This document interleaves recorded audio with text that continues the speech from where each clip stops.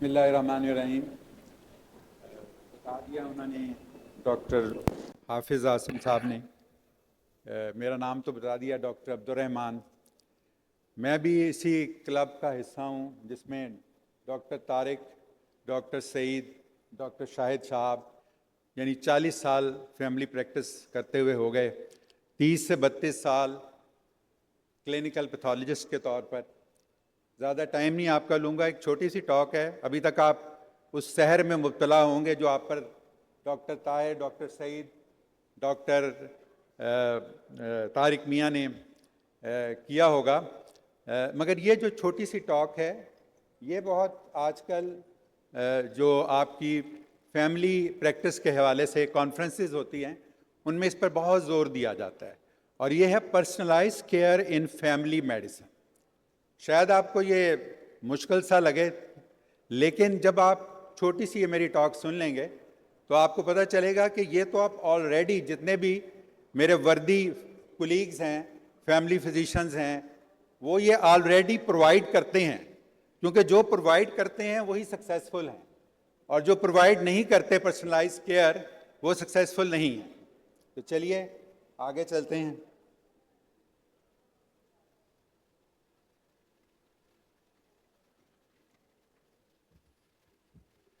अब इसकी जो मुख्तसर सी डेफिनेशन है वो ये है, tailored health care that considers individual patient characteristics.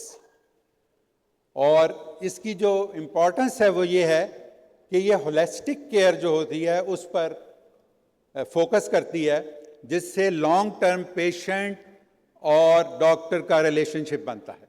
इसको हम आगे एम्फसाइज करेंगे।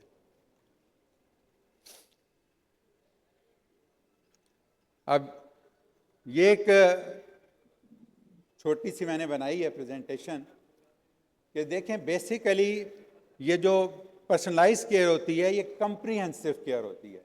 ये पेशेंट की physical need, emotional need, social उसके जो एस्पेक्ट्स हैं उसको जहन में रखती है, और इसीलिए सक्सेसफुल होती है। मिसाल के तौर पर, अगर आपने ये कार्बोहाइड्रेट की भी बात हो रही थी, अब ये डाइट प्लान अगर आपने एक गरीब आदमी, एक मजदूर को देना है जो बेचारा अफोर्ड ही रोटी कर सकता है, तो उसके लिए आपको ज़रा डिफरेंट बनाना पड़ेगा। उसमें आपको वेजिटेबल्स और बहुत सारी चीज़ें ऐड करेंगे जो वो ज़ाहिरा खाता है, और उसको आप थोड़ा सा रोटी वगैरह पे कम लाएंगे और आहिस्ता आहिस्ता उसको बेहतर करेंगे जितना हम उसके लिए कर सकते हैं। ऑब्वियसली हम उसको इन्फोर्स नहीं कर सकते कि तुमने हर हालत में ये कुछ ही खाना है। हमने उसके सारे एस्पेक्ट्स को देखना है, और यही फैमिली फिजिशियन का काम होता है। इसी तरह जो यानी कि जो हमारी अप्रोच होती है वो बेसिकली पेशेंट सेंटर्ड होती है। उसी को देख के हमने अपने सारे फैसले करने हैं। हमने प्रिवेंटिव सर्विसेज भी प्रोवाइड करनी है, हमने फोर्स ही करना है। हमारा पेशेंट जो है उसको क्या क्या चाहिए, एक पेशेंट है, उसके बच्चे हैं छोटे छोटे, आपने उनको गाइड करना है कि भाई आपने इनकी वैक्सीनेशन कराई है, आपने सोचा है, आपकी सारी वैक्सीनेशन कार्ड पूरा है, ये आपने उन्हें गाइड करना है और बताना है कि इसके क्या क्या फ़ायदे हैं। तो इस तरह आप प्रिवेंटिव सर्विसेज में जब केयर करेंगे तो कम्युनिटी में आपका जो कंट्रीब्यूशन है वो बढ़ता जाएगा। फिर एक कोऑर्डिनेशन ऑफ केयर है। कोऑर्डिनेशन ऑफ केयर बेसिकली ये है कि आप हर मरीज को तो नहीं चेक कर, सारा कुछ ट्रीट तो नहीं कर सकते। अब अगर आप फील करते हैं कि इस पेशेंट को नेफ्रोलॉजिस्ट की हेल्प की ज़रूरत है या इसको कार्डियोलॉजिस्ट की हेल्प की ज़रूरत है, तो आप कोऑर्डिनेट करेंगे बेस्ट पॉसिबल स्पेशलिस्ट के साथ जो उसकी नीड्स को पूरा करेंगे, उसको लुक आफ्टर करेंगे, और आपको भी बताएंगे कि जी हमने ये कुछ किया है, ये हमारी एडवाइस है, आप पेशेंट को देखते हुए अपना जो ट्रीटमेंट प्लान है वो इसके मुताबिक जो है वो लेकर चलें। तो अब जो की एलिमेंट्स यानी हम देखेंगे पर्सनलाइज केयर के, वो बेसिकली एक तो पेशेंट एंगेजमेंट है। यानी इससे मुराद ये है कि पेशेंट को अपने ट्रीटमेंट डिसीजंस में, अपने जो उसको जो आपने डाइट देनी है, जो आपने उसको दूसरे हेल्थ केयर की चीज़ें बतानी हैं, उसमें आप उसे एंगेज करेंगे, उससे आप बताएंगे कि आपके लिए क्या बेहतर है।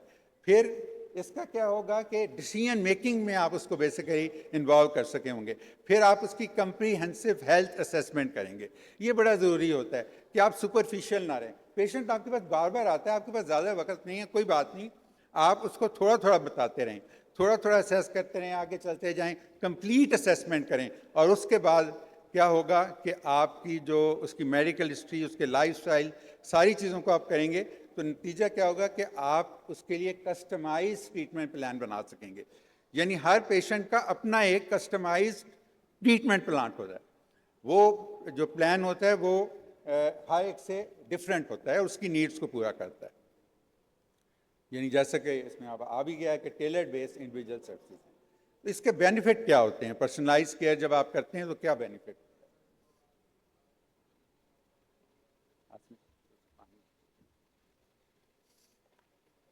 अब इसका क्या होता है जी? इम्प्रूव्ड हेल्थ आउटकम्स होती है। अब जब ये सारा कुछ आप कर लेते हैं तो नतीजा उसका ये निकलता है कि आपका सक्सेस रेट क्रॉनिक डिजीज में बढ़ जाता है और आप बेहतर तौर पे मैनेज कर सकते हैं अपने पेशेंट्स को, क्योंकि आपने हर प्रोसेस में उसके साथ कोऑर्डिनेट किया है। और नतीजा क्या निकलता है? पेशेंट सेटिस्फाइड हो जाता है, वो आपका हो जाता है, क्योंकि आपने उसके लिए पेन्स लिए हैं, आपने उसके लिए एक प्लान बनाया है, आपने उसकी नीड्स का ख्याल रखा है, वो आपका हो जाता है, सेटिस्फेक्शन होती है। और सेटिस्फेक्शन के नतीजे में आपका जो है वो इन्हांस्ड केयर हो जाती है, अच्छे रिजल्ट्स आ जाते हैं और बेटर रिसोर्स यूटिलाइजेशन होती है, क्योंकि आपने जो जो प्रॉब्लम्स हैं उसके हिसाब से उसी को आपने फोकस करना है। और अननेसेसरी टेस्ट और प्रोसीजर्स पे नहीं जाना आपने वही चीज़ें करनी हैं जो उसके लिए रिक्वायर्स हैं। और फिर इसी तरह कस्टमाइज प्रिवेंटिव स्ट्रेटजीज़ हैं, आपने आइडेंटिफाई करना है कि हमने फ्यूचर में उसको किन किन चीज़ों से रोकना है, क्या क्या उसको ट्रीट करना है, क्या क्या उसको बताना है। तो इसके बाद जो इसका फ़ायदा क्या होगा कि स्ट्रॉन्ग रिलेशनशिप बिल्ड होंगे, ट्रस्ट और कम्युनिकेशन बढ़ेगा। फिर इम्प्लीमेंट करने के लिए इसको कुछ डेटा की जो है वो गैदरिंग टेक्निक्स अब आ गई हैं, जिसमें आपका इलेक्ट्रॉनिक हेल्थ रिकॉर्ड्स होते हैं, पेशेंट का फीडबैक होता है। ये थोड़ी सी एडवांस चीज़ें हैं, लेकिन आने वाले वक्तों में ये सब कुछ मैंडेटरी भी हो जाएगा और इन सब चीज़ों की जो है वो ज़रूरत भी पड़ेगी। आपको टेक्नोलॉजी के साथ भी इंटरग्रेट करना पड़ेगा और आपको इसके लिए मुख्तलिफ़ किस्म के जो हेल्थ टैग्स हैं, वेरिएबल डिवाइसेस हैं, ये चीज़ें आहिस्ता आहिस्ता लोग इसकी तरफ आ रहे हैं और आप भी शायद जो 20-25 साल बाद की प्रैक्टिस होगी उसमें ये सारी चीज़ें जो हैं वो आप ज़्यादा देखेंगे। जो चैलेंजेस हमें हैं इस वक्त पेश हैं उसमें रिस्टोर कंस्ट्रेंट्स हैं, ट्रेनिंग नीड्स हैं, डाटा प्राइवेसी है, लेकिन ये बहरहाल आहिस्ता आहिस्ता हल हो जाएंगे। अब मैं आखिर में एक छोटी सी इसकी एग्जांपल देता हूँ। एक क्रॉनिक डिजीज़ मैनेजमेंट का एक केस है, 2 केस स्टडीज़ हैं छोटी सी, उसके बाद मैं अपनी गुफ्तगू को ख़त्म करूँगा। कि एक 50 ईयर ओल्ड मेल है, डायबिटीज़ और हाइपरटेंशन का। अब उसकी पर्सनलाइज अप्रोच में आप उसके लिए उसके हालात देखते हुए कस्टमाइज डाइट बनाएंगे, उसका एक्सरसाइज प्लान बनाएंगे। जाहिर है जिसको नी आर्थराइटिस है उसको आप जॉगिंग का तो नहीं कहेंगे, आप उसको उसके हिसाब से बताएंगे आप क्या कर सकते हैं, बैठे बैठे किस तरह आप अपने आप को एक्टिव कर सकते हैं। फिर रेगुलर उसकी मॉनिटरिंग करेंगे, उसके लिए ट्रीटमेंट प्लान बनाएंगे। आउटकम क्या होगी? ग्लाइसेमिक कंट्रोल भी अच्छा हो जाएगा, ब्लड प्रेशर भी रिड्यूस हो जाएगा, पेशेंट रेस्ट इन्हांस करेगा। इसी तरीके के साथ जो इस एक और केस मेंटल हेल्थ इंटीग्रेशन का आपको बताएंगे कि एक 35 साल फीमेल है, एंग्जाइटी और डिप्रेशन के साथ आपके पास आती है। अब जाहिर है कि इसको एक साइकियाट्रिस्ट की, एक साइकोलॉजिस्ट की ज़रूरत है आपके अलावा, तो आप उसको बताएंगे कि क्या फ़ायदे हैं कि अगर आपको मैं साइकियाट्रिस्ट की तरफ रेफ़र कर दूं, क्या फ़ायदा आपको हो सकता है, किस तरीके के साथ आपकी ज़िंदगी में चेंज आ सकता है। क्योंकि पेशेंट आप पर कॉन्फिडेंस रखता है, इसलिए वो आपकी बात मानेगा, इस ट्रीटमेंट को अख्तियार करेगा। आउटकम क्या होगी? इन्हांस्ड आपकी इम्प्रूव्ड क्वालिटी ऑफ लाइफ जो है हो जाएगी।